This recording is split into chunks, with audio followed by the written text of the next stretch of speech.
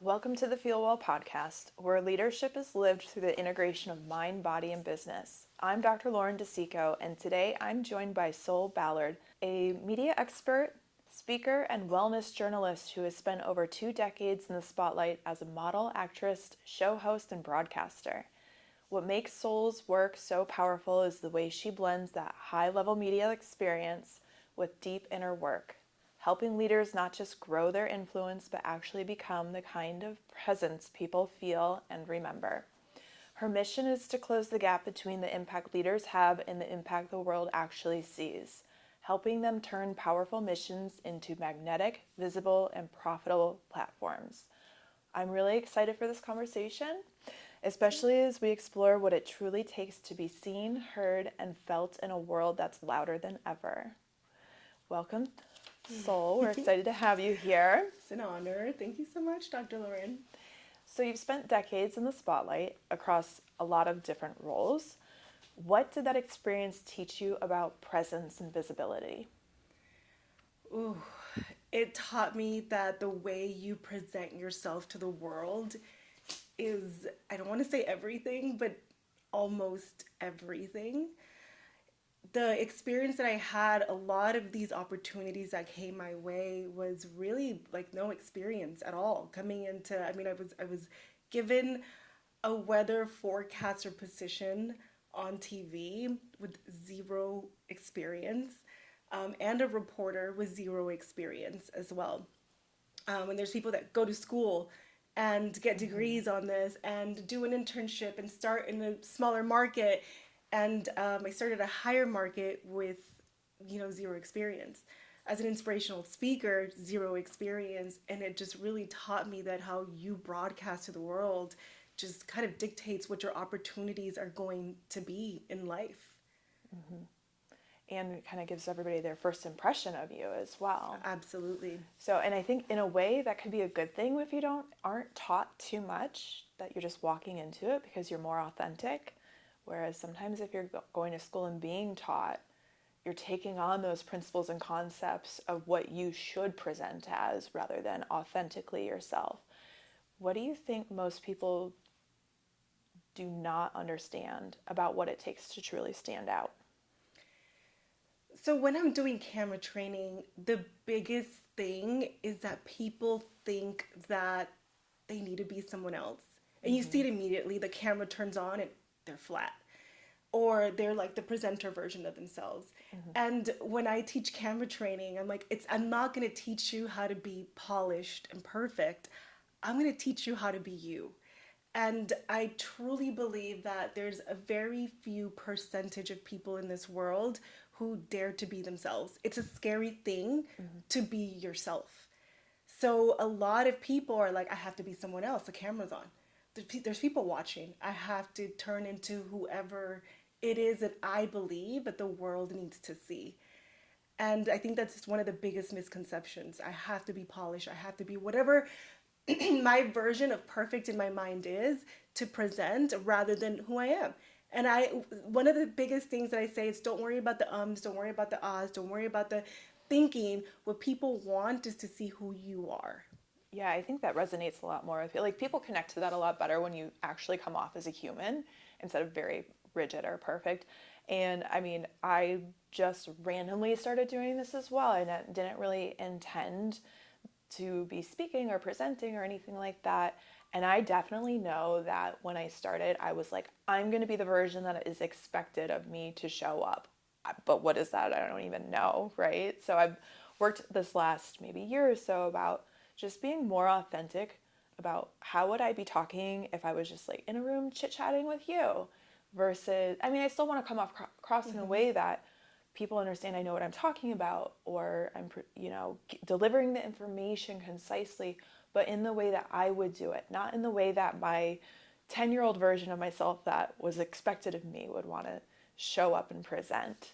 So do you have recommendations of how people could start practicing that? One thing I did, I was like standing in front of a mirror and just acknowledging and appreciating my nuances of doing that. Exactly. So basically, that's one of my exercises that I have people do in my camera training.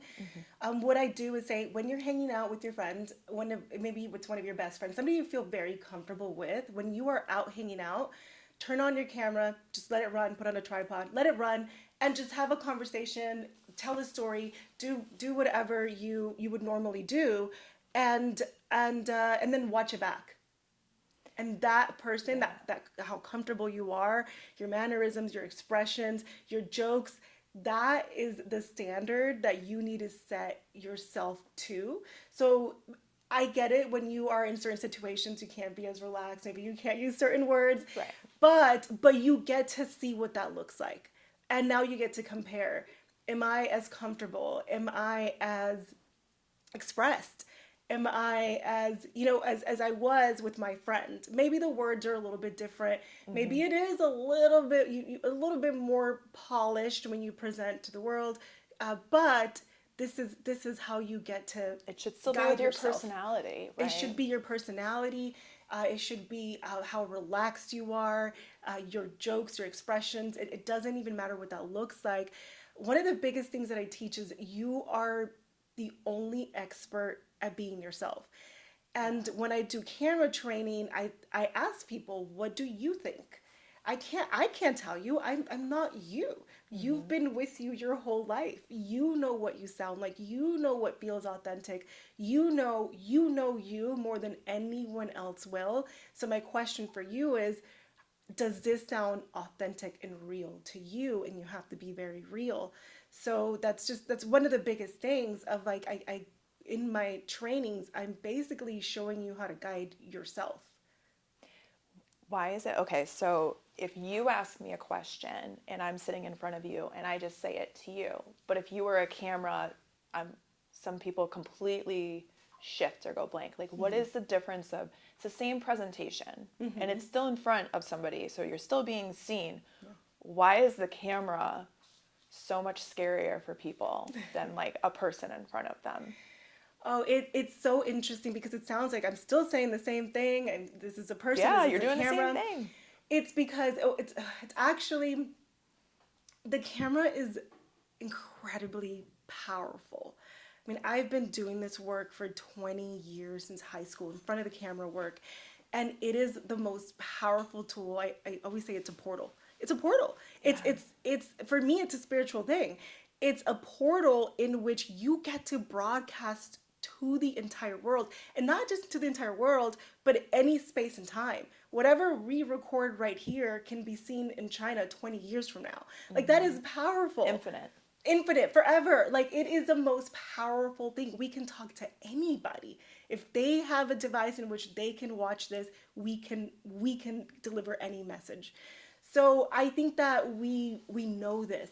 We subconsciously know that this is It holds a lot more weight than just a person. you. Whatever I say to you in our privacy, it stays here, it stays contained.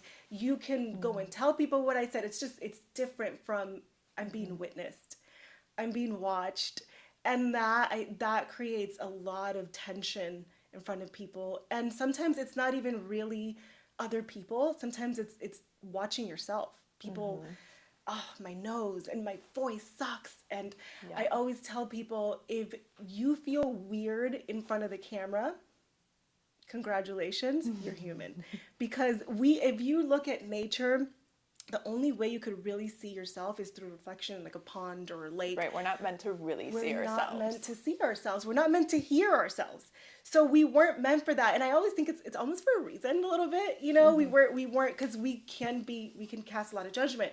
So when the power of the camera is so strong, and I think we know this in a lot of different ways, a lot of different capacities, and it hits at a lot of levels. I always say I could always tell who someone is when I turn on the camera and see how they shift and change. I could tell a lot about them.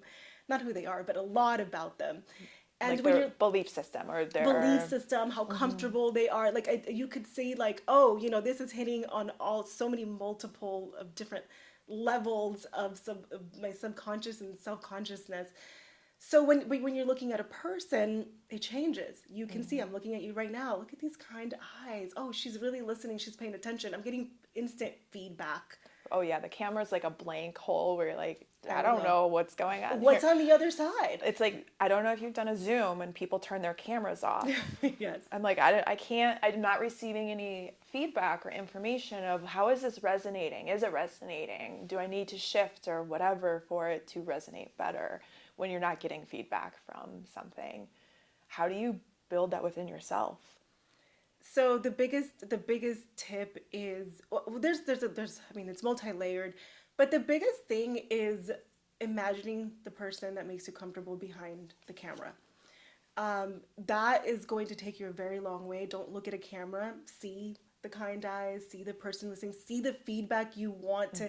You want to feel. Like, you have to look at this and imagine a person. This is a person. You can go as far as getting a post-it, putting a smiley face, or getting a picture of someone and putting it by the camera so you see them instead of whatever your mind, wants to create. And also, of course, I'm going to say preparation. The more prepared you are in what you're saying, who you're talking to, and that's going to take you a long way. And thirdly, I would say, at one point, we have to not make this about ourselves. I help people that are in mission-led businesses, and sometimes you gotta get out of your own way, gotta get out of whatever your own thoughts and perceptions are of you, so that you can deliver this message and help someone else and help millions. I think for a lot of people, and you can tell that energy behind people's message too when they're delivering a message of how are people going to perceive me versus delivering a message of my purpose of this is for someone to hear this, because that energy is very different too. Like, I owe it to the community for them to learn something from me versus me wondering, are you guys going to like what I'm going to say right now? So I think a lot of that also goes back to like nervous system regulation and feeling safe within yourself and comfortable with being seen. If people have that you work with, if they're not feeling safe with being seen, is it really just about repetition? Do you do things like teach them how to look at that belief system and address that deep belief system? Because I think one of the biggest things is the fear of actually being seen or exposed to people. Absolutely. It's very multi-layered, and it can come to, I'm just scared of being seen. And there's different ways to approach it, because I do like to approach this work in a holistic way. It's not just like, well, this is a technical way of being in front of the camera. Practice over and over again. And there is a power to practicing over and over again. I see it as exposure therapy. The more you do it, the more you realize there's nothing to be afraid of. The more you do it, there's also an opportunity to heal here. There's also an opportunity to look deeper and figure out, where in your life did someone tell you were wrong? Where in your life did you feel that you needed to protect yourself to be safe and not be seen? And that's an opportunity to heal that part of yourself and start, and start digging deeper within your own self so you can transform and grow and therefore show up and make bigger impact in the world. I think sometimes the scarier something is, obviously the more healing that comes from allowing yourself to do that. But doing it with someone like you who partners with them and provides some safety along the way and goes into the root of it is an amazing way to really up-level their ability to do that. So we are going to transition into our FeelWell standards. So this is where we go through a rapid round of questions so you can show us how you live and perform as a standard.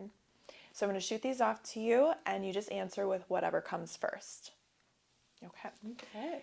Grounded or elevated? Ooh, dang.